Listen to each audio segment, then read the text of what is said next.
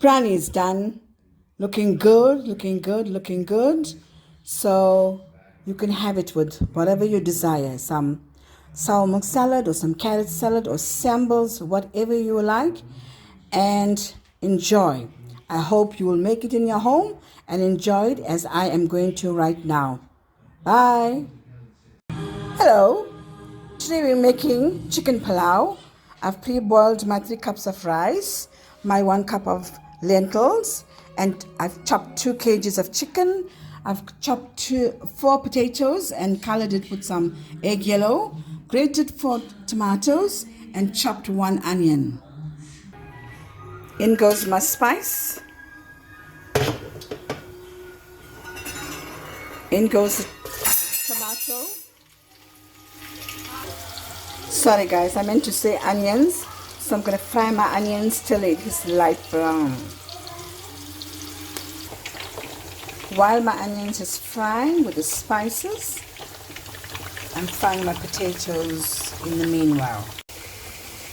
To my grated tomatoes, I've added 1 tablespoon of turmeric powder, and I'm going to add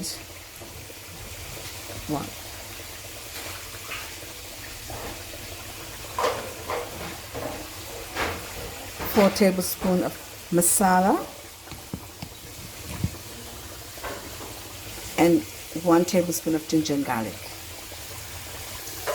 My onion is nicely browned. As you can see, there's some foam there because I've added 2 tablespoons of butter in there. So I'm going to add in my tomato with my spices.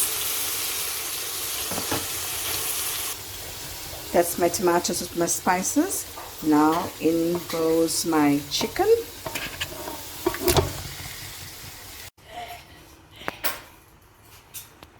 Okay, I'm going to add in about 2 tablespoons of salt to taste. And you'll close the lid and let it cook.